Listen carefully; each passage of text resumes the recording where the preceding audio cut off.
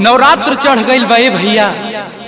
एक जनी अपना पति के पास फूल लगा के निहोरा करतारी और कहतारी कि ये साल के नवरात्र हमने दोनों जना मिल के कहल जाए। और कैसे कहतारी भैया,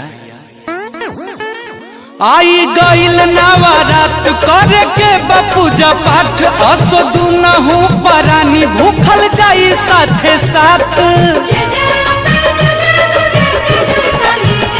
आई गईल नवरात्र करे के पूजा पाठ असो दुनहु परानी भूखल जाई साथे साथ। आजकल करही में कुबेर होई हो, गाड़ी दिल्ली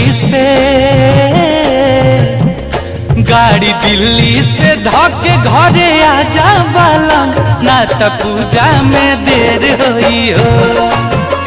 गाड़ी दिल्ली से धके घरे आजा बालम, ना त पूजा में देर होई हो।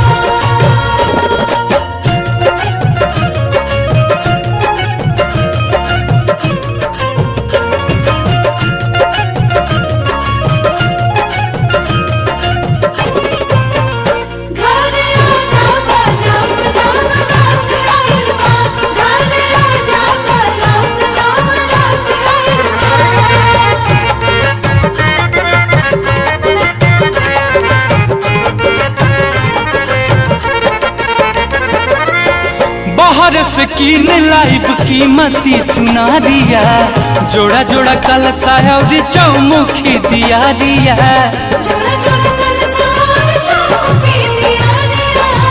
बाहर से कीन लाइब कीमती चुनारिया, जोड़ा जोड़ा कलसा और चौमुखी दिया दिया। बात मन बना तो झगड़ा अनेर होई हो। गाड़ी दिल्ली से धके घरे आजा सजन, ना त पूजा में देर होई हो। गाड़ी दिल्ली से धके घरे आजा बालम, ना त पूजा में देर होई हो।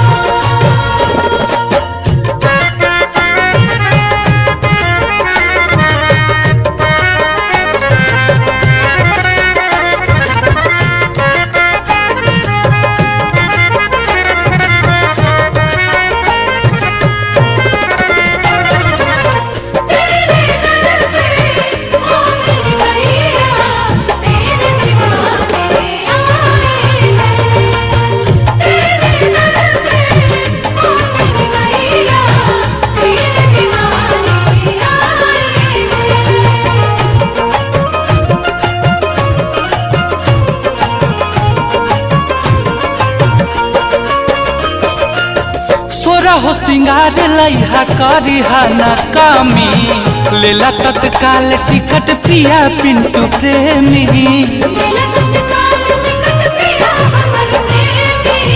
सोरा हो सिंगार लइहा करिहा ना कामी, लेला तत्काल टिकट पिया पिंटू प्रेमी। ना त गुंजन के बर के फिक्र ढेर होई हो। गाड़ी दिल्ली से धके घरे आजा बालम, ना त पूजा में देर होई हो।